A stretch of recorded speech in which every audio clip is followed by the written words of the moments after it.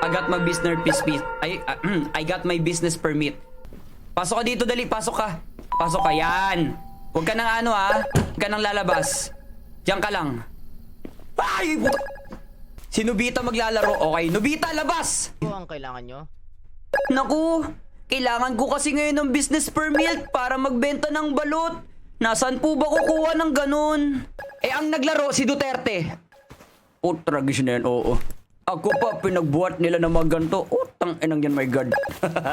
Wait lang, ano? Ay! Ay, magkakaroon tayo na! Ay! Takte, iniwan na naman ni Bunso.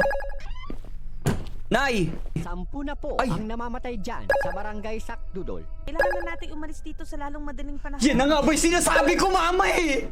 Nay, yan yung sinasabi ko, Nay! Hindi pa tayo umaalis dito! Hindi na tayo ligtas dito.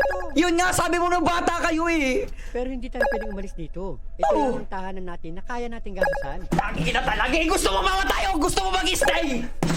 Kung iintindihin mo lang ang pera, ako, iniintindi ko ang buhay nating lahat dahil hindi ko kakayaning mawala ang isa sa atin.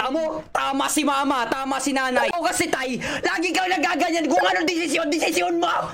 Sige, bukas aalis na tayo dito. Yan ang gusto ko! Animal ka? Malayo pa naman sila. Kaya Nico, ibenta mo muna yung huling balot para meron tayong extra. Kabutang ina, nagdesisyon ka pa! Ibababenta mo pa sa akin yung balot!